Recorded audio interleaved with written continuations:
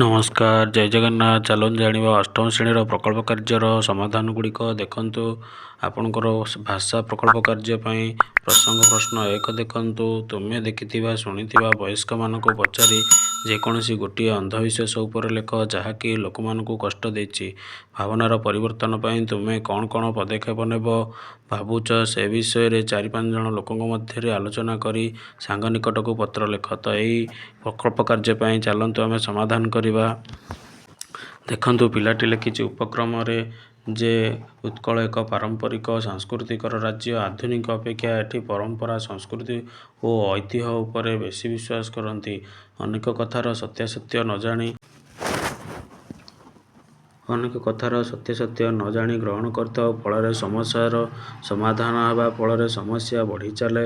ଯେମିତି ମେଡ଼ିକାଲର ବିଜ୍ଞାନ ପରୀକ୍ଷା ମୂଳକ ହେଲେ ମଧ୍ୟ ଆମେମାନେ ଗୁଣିଗାରେଡ଼ି ଉପରେ ବିଶ୍ୱାସ କରନ୍ତି। ତେଣୁ ପରୀକ୍ଷା ନ କରି ସତ୍ୟତା ନ ଜାଣି ବିଶ୍ୱାସ କରିବାକୁ ଅନ୍ଧବିଶ୍ୱାସ କୁହାଯାଏ। ଏହି ବିଷୟରେ ମୋ ସାଙ୍ଗ ନିକଟକୁ ପତ୍ର ଲେଖୁଛି। ଦେଖନ୍ତୁ, ପିଲାଟି ଲେଖିଛି, ପ୍ରିୟ ସାଙ୍ଗ ମଧୁ, ମୋର ପ୍ରଣାମ ନେବୁ। ମଉସା ମାଉସୀଙ୍କୁ ମୋର ନମସ୍କାର ଜଣାଇଦେବୁ। ମୁଁ ଏଠାରେ ଭଲରେ ଅଛି। ତୁମେ ଭୁବନେଶ୍ୱରରେ ଭଲରେ ଥିବ। ମୁଁ ଗାଁରେ ରହୁଛି। ଗାଁରେ ଅନ୍ଧବିଶ୍ୱାସ ବେଶୀ ରହିଛି। ସେ ବିଷୟରେ ଲେଖି ମନ କଥା ଜଣାଉଛି। ତା'ର ନିରାକରଣ ପାଇଁ କେତୋଟି ପଦକ୍ଷେପ ବି ନେଇଛି ଏବଂ ଭାବିଛି ମଧ୍ୟ, ତାହା ଜଣାଇ ଲେଖୁଛି। ପିଲାଟି ଲେଖିଛି, ଅସ୍ପୃଶ୍ୟତା ଏକ ଅନ୍ଧବିଶ୍ୱାସ। ଅସ୍ପୃଶ୍ୟତା ହେଉଛି ଅଛୁଆଁ।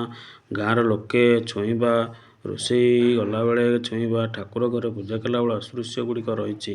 ସବୁଠାରୁ ବଡ଼ କଥା ହେଉଛି ଲୋକଙ୍କୁ ଛୋଟ ବା ଜାତିଆଣ ଭାବି ଲୋକମାନେ ଛୁଆଁଅଛୁଆଁ ମାନନ୍ତି। ଏହା ଭାରି ଦୁଃଖ ଲାଗେ ସାଙ୍ଗ। ମଣିଷ ଈଶ୍ୱର ସୃଷ୍ଟି। ଏହି ମଣିଷମାନେ କିପରି ଜାତିପ୍ରଥା ସୃଷ୍ଟି କରି ଛୁଆଁଅଛୁଆଁ ଭେଦଭାବ ମାନନ୍ତି। କିନ୍ତୁ ଏହା ସତ୍ୟ ନୁହେଁ। ଏହା ଏକ ଅନ୍ଧବିଶ୍ୱାସ। ତେଣୁ ଅସ୍ପୃଶ୍ୟତାର ପ୍ରଭାବ ଦେଖନ୍ତୁ ଲେଖିଛି। ଜଣେ ଗରିବ ଲୋକ ବୋଲି ଲୋକେ ଲୋକଙ୍କୁ ସମ୍ମାନ ନ ଦେଇ ତାକୁ ଛାଇ ଦେଖିଲେ ଅଛୁଆଁ, ଅଶୁଭ ବୋଲି କହନ୍ତି। ଦୂର ମାରମାର ହୁଅନ୍ତି। ଗାଁ ଦାଣ୍ଡରେ ଯିବା ପାଇଁ ଆସିବା ପାଇଁ ସେମାନେ ମଧ୍ୟ ବାରଣ କରନ୍ତି। ସେହିଭଳି ଗାଁରେ ଛୋଟ ଜାତି କହି ସାମାଜିକ ଯାନିଯାତ୍ରାରୁ ଦୂରେଇ ରଖନ୍ତି। ଏହି ଅନ୍ଧବିଶ୍ୱାସ ଫଳରେ ଗରିବ ଧନୀ ଓ ଉଚ୍ଚ ନୀଚର ପାର୍ଥକ୍ୟ ସଦା ଲାଗି ରହିଥାଏ। ସେହିଭଳି ଜାତିଆଣ ଆକ୍ଷେପ ବା ଆପଣଙ୍କର ଅସ୍ପୃଶ୍ୟର ନିରାକରଣ ପାଇଁ ସମସ୍ତେ ଗୋଟିଏ ପ୍ରକାରର ଲୋକ ବୋଲି ବୁଝାଇବା, ସମାଜର ସମାନତା ଜ୍ଞାନ ଦେଇ ଛୁଆଁଅଛୁଆଁ ଭାବନା ନ କରିବା ପାଇଁ ସଚେତନ ସୃଷ୍ଟି କରିବା, ସମସ୍ତେ ଦୁଃଖ ସୁଖର ଭାଗୀଦାରୀ ବୋଲି ଚଳିବା ପାଇଁ ବୁଝାଇବା, ଏକାଠି ପର୍ବପର୍ବାଣି ପାଳନ କରିବା, ଯାନିଯାତ୍ରା କରିବା, ଛୁଇଁଲେ କାହାର ପ୍ରଭାବ ହୁଏନି ବୁଝାଇବା। ଶେଷ କଥା ହେଉଛି ଅସ୍ପୃଶ୍ୟତା ଏକ ଅନ୍ଧବିଶ୍ୱାସ। ଏଥିରେ କାହାର ଉନ୍ନତି ହୋଇନଥାଏ, ବରଂ ସମସ୍ୟା ବଢ଼ିଥାଏ। ତେଣୁ ଆମେମାନେ ଅନ୍ଧବିଶ୍ୱାସକୁ ଦୂରେଇବା ଏବଂ ଏହାର ନିରାକରଣ ପାଇଁ ମୋର ନିରାକରଣ ଗୁଡ଼ିକ କିପରି ଲାଗିଲା ଲେଖି ପଠାଇବୁ। ଏତିକି ତୋର ପ୍ରିୟ ସାଙ୍ଗ ରତନ। ସେହିଭଳି ଆଉ ଗୋଟିଏ ଦେଖନ୍ତୁ, ଇଂଲିଶ ପ୍ରୋଜେକ୍ଟ ୱାର୍କ। ଦେଖନ୍ତୁ, ଟପିକ୍ର ପ୍ରସଙ୍ଗ ଗୁଡ଼ିକ କ'ଣ ରହିଛି। Draw or collect picture of any place and paste on paper. Write down 5 sentences based on picture. Example, school, kitchen, classroom. ତ ଆପଣମାନେ ଯେକୌଣସି ଗୋଟିଏ ଚାପ୍ଟର ବା ପିକ୍ଚରକୁ ବର୍ଣ୍ଣନା କରିବା ପାଇଁ ଦେଇଛି। ଅଷ୍ଟମ ଶ୍ରେଣୀ ଇଂଲିଶରେ ଦେଖନ୍ତୁ ପିଲାଟି କ'ଣ କରିଛି। ଇଣ୍ଟ୍ରୋଡକ୍ସନ୍ ଲେଖିଛି। I am going to school every day. I obey to parents and teachers.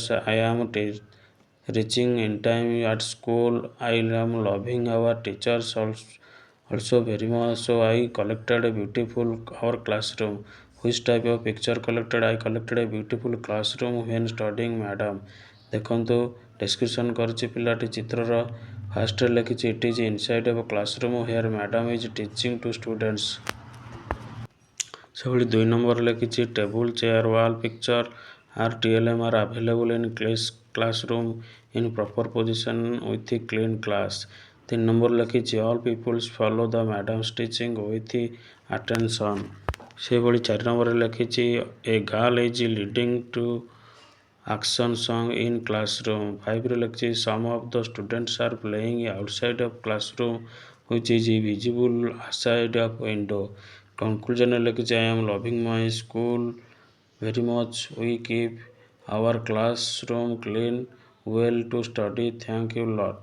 ଏଭଳି ଭାବରେ ପିଲାଟି ତା'ର ମଡ଼େଲ ବା ପ୍ରୋଜେକ୍ଟ କରିଛି, ଯେଉଁଥିରେ କି ସେ ଗୋଟିଏ ପିକ୍ଚରକୁ 5ଟି ଗୋଟିଏ ପିକ୍ଚରକୁ ସେ 5ଟି ସେଣ୍ଟେନ୍ସରେ ବର୍ଣ୍ଣନା କରିଛି ଏବଂ ସେଇ ପିକ୍ଚରରେ କ'ଣ କ'ଣ ରହିଛି ସେଗୁଡ଼ିକ ମଧ୍ୟ ସେ ଉଲ୍ଲେଖ କରିଛି ଏବଂ ଆପଣଙ୍କୁ ଶେଷରେ ଧନ୍ୟବାଦ ଦେଇଛି। ଏହିଭଳି ଏଜୁକେସନ୍